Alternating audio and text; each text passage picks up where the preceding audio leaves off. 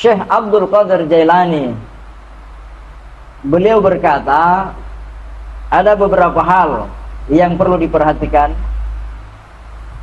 Qala Sidi Syekh Abdul Qadir Al-Jailani, la yanbaghi lil imami wal ma'mumi ay yakhruja minal masjid min ghairi du'ain.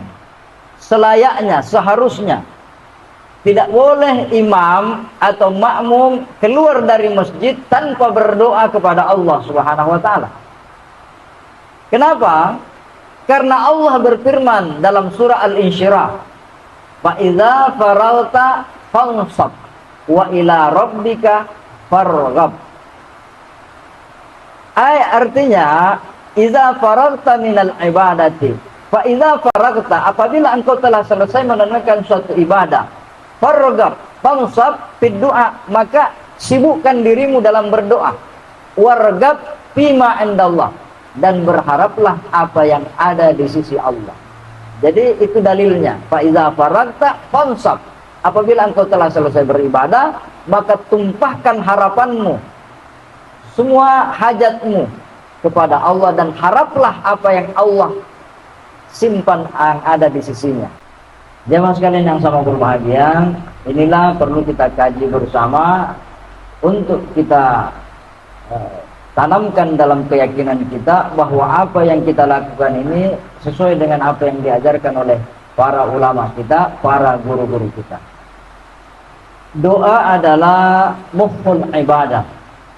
Doa adalah inti ibadah. Kata Rasulullah sallallahu alaihi wasallam, ad-du'a'u mukhul ibadati ay khalisuha. Doa adalah inti daripada ibadah. Artinya intinya, otaknya. Kenapa demikian? Syekh Nawawi Al-Bantani menjelaskan dalam kitab ini, kitabnya namanya Tangkihul Qaul. Beliau menjelaskan wa inna ma kana mukha wa inna ma kana mukha li amraini. Kenapa doa itu adalah intinya ibadah? Li amraini, karena ada dua alasan. Ahaduhuma annahu imtisalu amrillahi ta'ala. Yang pertama, doa itu intinya ibadah karena kita mentaati perintah Allah. Allah mengatakan, ud'uni, berdoalah kepadaku, mintalah kepadaku. Maka dia adalah perintah. Perintah itu adalah inti daripada penghambaan diri kita kepadanya. Yang kedua, wasani annahu idza ara'a najahal umuri minallahi ta'ala qata'a amalahu amman siwahu. Ketika dia berdoa kepada Allah, maka dia tanamkan keyakinan dalam dirinya bahwa tidak ada yang bisa memberi solusi, tidak ada yang bisa membantu, memberi pertolongan kecuali hanya Allah. Maka ketika hamba itu berdoa, maka dia serahkan dirinya, baik dan buruknya, semuanya kepada Allah Subhanahu wa taala. Wa hadza aslul ibadah. Nah, menyerahkan diri secara total, itulah inti daripada penghambaan seorang hamba kepada Allah. Wa li'anna al-gharda min al-ibadati as-sawabu 'alaiha wa huwa al-matlubu bid-du'a. Dan tujuan kita beribadah agar mendapatkan balasan pahala baik di dunia maupun di akhirat. Sementara tadi bahwa apapun yang diberikan oleh Allah, apakah doa itu diijabah atau tidak, yang jelasnya kita serahkan baik dan buruknya, dikabulkan atau tidaknya, kita berserah diri kepada Allah Subhanahu wa taala. Itu alasan ulama yang lain. Wa qala al-hakimu, sementara ulama yang lain juga berkata, inna ma suara mukhan li'annahu tabarra'a minal hawli wal quwwati. Kenapa doa itu menjadi inti ibadah, otaknya ibadah? Karena tabarra'a, seorang hamba itu dia berlepas diri minal hauli, dari semua keinginannya, dari semua kekuatan yang ada padanya. Wa i'tirafun, dan dia mengakui bi annal asya'a kullaha lahu ta'ala. Bi annal asya'a kulluha lahu ta'ala, bahwa segala sesuatu itu adalah kehendak dan izinnya Allah Subhanahu wa taala. Itulah namanya taslim. Jadi ada namanya tawakal, ada namanya taslim. Berserah diri kepada Allah, tunduk dan patuh apapun yang ditetapkan oleh Allah. Jamaah sekalian yang sama berbahagia. Oleh karena itu, Syekh Abdul Qadir Jailani beliau berkata, ada beberapa hal yang perlu diperhatikan. Qala Sidi Syekh Abdul Qadir Al-Jailani, la yanbaghi lil imami wal ma'mumi ay yakhruja minal masjid min ghairi du'ain. Selayaknya, seharusnya tidak boleh imam atau makmum keluar dari masjid tanpa berdoa kepada Allah Subhanahu wa taala. Kenapa? Karena Allah berfirman dalam surah Al-Insyirah, fa idza faragta fansab wa ila rabbika farghab. Artinya idza faragta minal ibadati, fa idza faragta, apabila engkau telah selesai menunaikan suatu ibadah, farghab fansab fid du'a, maka sibukkan dirimu dalam berdoa, warghab fima indallah, dan berharaplah apa yang ada di sisi Allah. Jadi itu dalilnya, fa idza faragta fansab, apabila engkau telah selesai beribadah, maka tumpahkan harapanmu, semua hajatmu kepada Allah, dan haraplah apa yang Allah simpan yang ada di sisinya. Jadi jamaah sekalian yang sama berbahagia, Syekh Abdul Qadir Jailani berkata, tidak layak kalau ada orang sholat berjamaah kemudian masing-masing keluar tanpa berdoa sama sekali. Kenapa? Karena apabila Anda telah selesai suatu ibadah, sibukkan Anda kepada ibadah yang lain dan mintalah kepada Allah. Begitu juga dalam surah Al-Jumu'ah, fa idza qudiyatis shalatu fantashiru fil ardh wabtagu min fadlillah. Fa idza qudiyatis shalah, apabila salat telah ditunaikan, fantashiru fil ardh, bertebaranlah kalian di muka bumi, wabtagu min fadlillah, mintalah, serahkan harapan-harapanmu, hajatmu kepada Allah Subhanahu wa taala. Wazkurullaha katsira, dan jangan lupa berzikir sebanyak mungkin, la'allakum tuflihun, semoga kalian menjadi orang yang beruntung. Jadi itu ada dua ayat yang mengajari kita bahwa jangan assalamualaikum langsung keluar. Dalam hadis selanjutnya, An Anas bin Malik radhiyallahu anhu, riwayat Anas bin Malik, annahu qala idza qala al-imamu fi mihrabihi, idza qama al-imamu, apabila imam telah berdiri di mihrabnya, tempat salatnya, wa tawataratis sufufu, dan saf-saf telah bersusun-susun, nazalatir rahmatu, maka turunlah rahmat. Apabila imam telah berdiri, makmum sudah ada di belakang, rahmat mulai turun. Fa awwalu dzalika tusibul imama, rahmat itu pertama turun, jatuh kepada imam. Summa man an yamini, kemudian orang yang sebelah kanannya Pak Imam. Summa man an yasarihi, kemudian rahmat itu ke sebelah kiri. Maka semulia-mulia saf adalah saf yang terdepan dan di sebelah kanan. Kenapa? Karena dialah yang dapat rahmat setelah Pak Imam. Kemudian summa tatafarraqur rahmatu, rahmat itu akan bertebaran alal jamaah, semuanya dapat. Yang di saf pertama, kedua, ketiga, sampai saf yang terakhir. Summa yunadi malakun, setelah rahmat itu terbagi, maka ada malaikat yang berseru. Apa kata malaikat itu? Rabiha fulanun wa khasira fulanun, beruntunglah si fulan, rugilah si fulan. Kenapa ada orang yang beruntung? Kenapa ada orang yang rugi? Farabihu man yarfa'u yadayhi bid-du'a ila Allah ta'ala idza faraga min salatihil maktubati. Orang yang beruntung adalah orang yang mengangkat tangannya berdoa kepada Allah setelah salat. Ya. Rahmat tadi turun ketika dalam salat. Selesai sholat, dia berdoa, maka rahmat itu tambah, lengkap. Wal khasiru, adapun orang yang rugi, huwallazi kharaja minal masjid bila du'ain. Orang yang keluar dari masjid tanpa mengucapkan satu kata atau satu kata, dua kata dalam doanya. Maka fa iza kharaja bila du'ain, jikalau ada orang keluar dari masjid tanpa berdoa, malaikat tadi sangat marah, sangat jengkel. Apa kata malaikat itu? Ya fulan, astaghnaita anillahi ta'ala.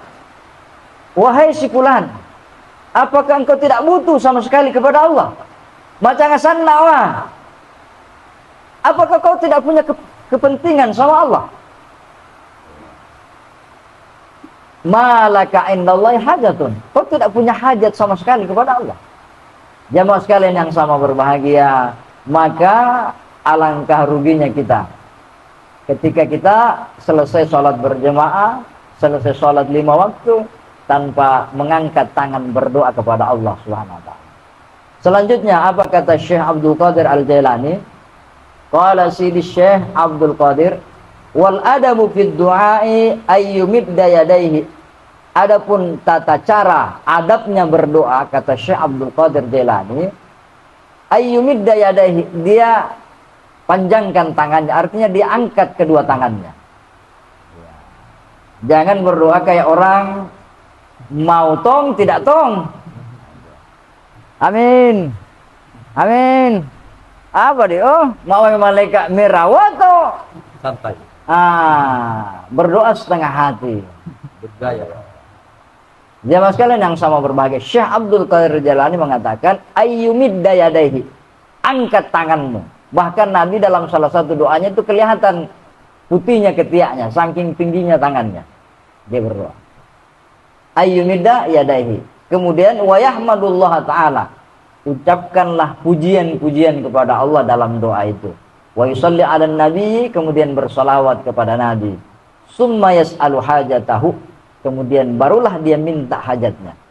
Di sini ada penekanan dari Syekh Abdul Qadir Jailani, wala yanzuru ilas samai fi hali du'aihi.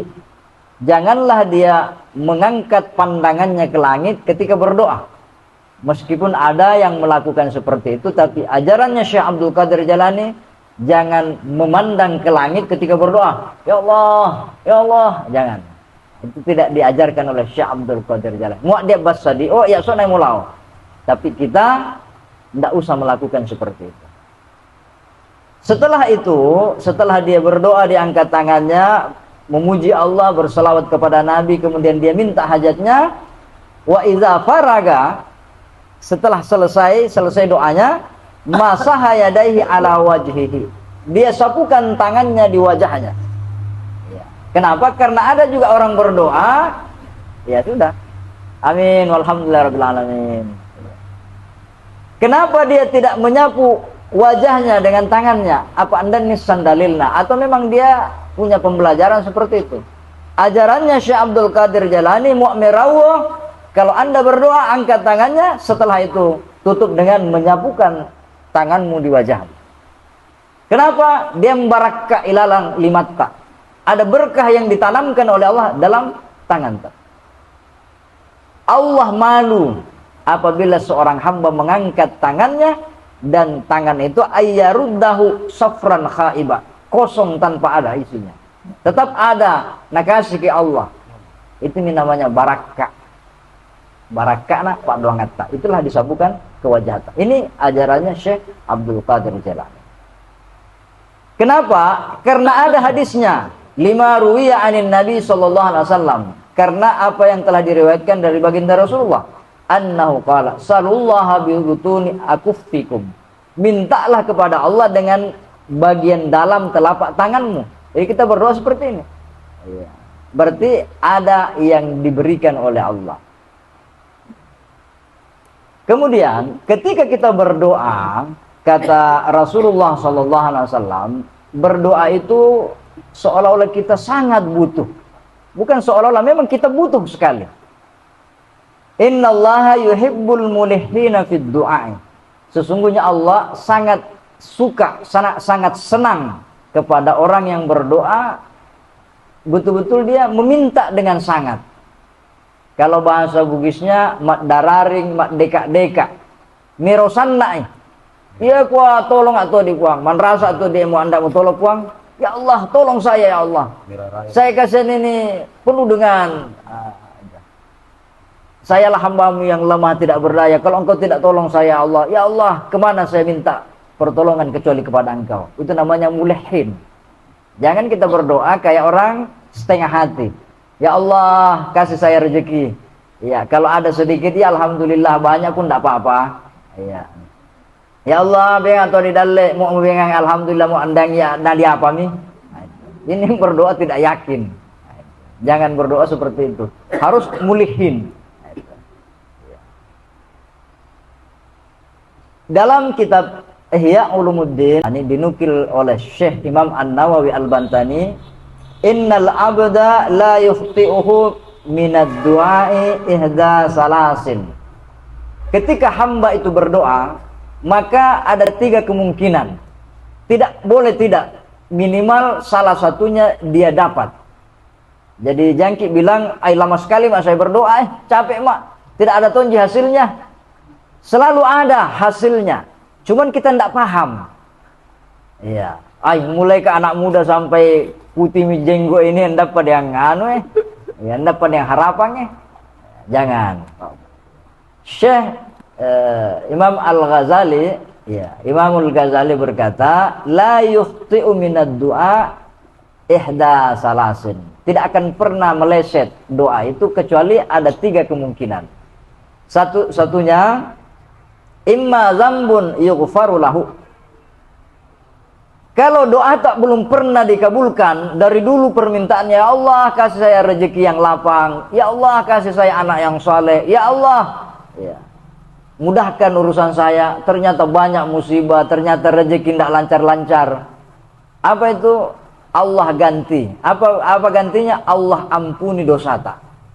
Sehingga nanti di akhirat ada orang, kata Allah, berdirilah orang-orang yang selalu berdoa dan doanya belum pernah dikabulkan.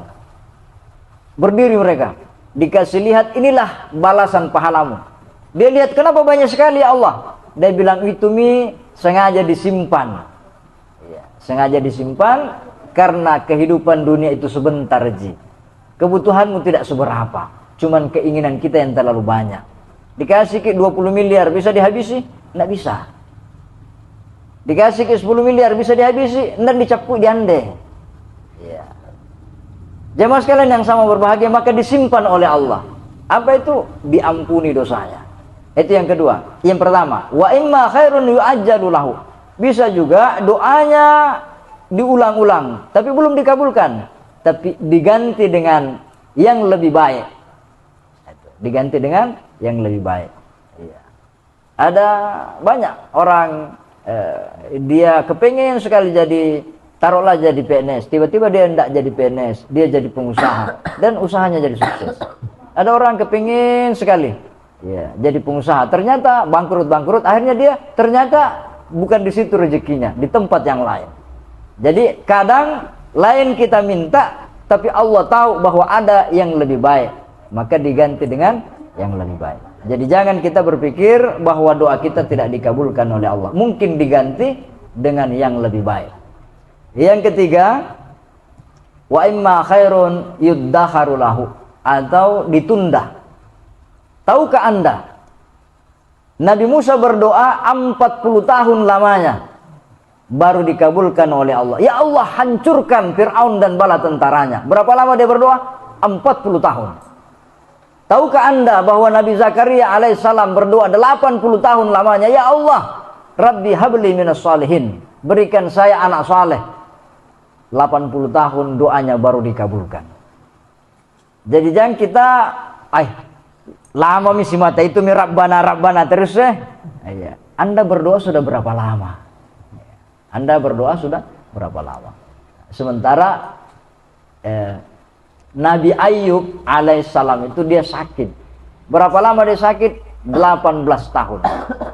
18 tahun dia sakit, maka istrinya berkata kepada Nabi Ayub, wahai Nabi Ayub, lama-lama ini kurasa sakit ki bagus mi kapan kalau berdoa ki, Anda kan nabi, tentu nabi pasti diterima doanya.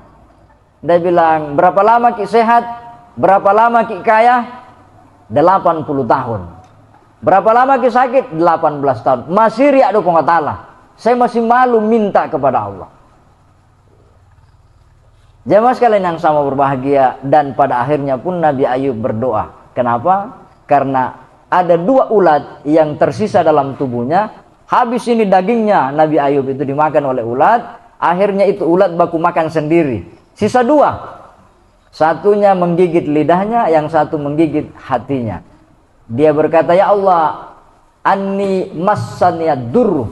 Ya Allah, aku tertimpa musibah yang berat. Kenapa? Ketika ulat ini memakan lidahku, maka aku tidak bisa menyebut namamu. Ketika ulat ini yang satunya memakan hatiku, maka aku tidak bisa mengingat akan dirimu. Maka ya Allah, sembuhkanlah penyakitku. 18 tahun mongek di itu dia. Ya, Nabi Ayub alaihissalam baru dia ingin berdoa kepada Allah Subhanahu wa taala. Kita baru awasan, baru pilek apa mati atau dipanggil. baru influenza. Ya. Ya, baru 1 tahun, sudah mengelumi. Nah, bagaimana para nabi ini tadi mencontohkan kesabarannya, tapi dia yakin bahwa doa itu pasti dijawab oleh Allah pada waktu yang tepat. Jamaah sekalian yang sama berbahagia, sebagai kesimpulannya, Allah itu berbeda dengan makhluk. Jangan kita bayangkan Allah kayak sanjali. Ya, minta ki 1 kali, nak kasih ki. Minta ki 2 kali, nak bilang sanjali si mata iyo mau dibantu. Tapanya datang 3 kali, nak tutup pintunya. Allah jangan kita bayangkan seperti makhluk. Ya. Man lam yad'ullaha yaghdib alaihi. Siapa yang tidak minta kepada Allah, Allah marah kepadanya. Mu andang merau macai pongatala. Beda kalau si mata minta aku dikelek kok. Tapi Allah macai. Apa ini anu yang tidak pernah berdoa macam sana wah. Makanya orang-orang tua dulu kita meskipun sholatnya kurang bagus, meskipun jarang ke masjid, tapi tatai banyak pak doangannya. Ya sedikit-sedikit panen padi, mak baca bumi, sedikit-sedikit naik rumah apakah tatai mama doa salama, pero dolo po iman, membaca-baca tahu. Kenapa? Karena dia yakin bahwa doa mukhul ibadah. Karena sholat sendiri as-sholatu ad-du'a. Sholat itu adalah doa. Diawali dengan doa iftitah, diakhiri dengan tahiyat terakhir, dan ada doa sebelum salam itu. Ya, dan semuanya doa. Ya. Jamaah sekalian yang sama berbahagia, yang terakhir, maka ad-du'a'u silahul mu'min. Doa itu adalah senjatanya orang mukmin. Bagaimana saudara-saudara kita di Palestina? Tidak masuk akal, Pak. Ya, senjata yang begitu canggih hanya dilawan dengan tentara, hanya organisasi. Apa dia Hamas? Oh, tanda negara. Tanda tentara negara yang resmi kayak kita. Tanya, dia hanya organisasi. Iya. Iya. Kok bisa dia lawan negara sebesar Israel itu, yang di belakangnya ada Amerika, ada Rusia, ada Inggris, ada Prancis, ada Jerman di sana. Iya. Mengapa dia malah? Kenapa dia bisa lawan itu? Sehingga dipaksa Israel untuk gencatan senjata, bahkan diperpanjang masa gencatan senjata. Apa dia? Ad-du'a'u silahul mu'min. Doa itu adalah senjatanya orang mukmin.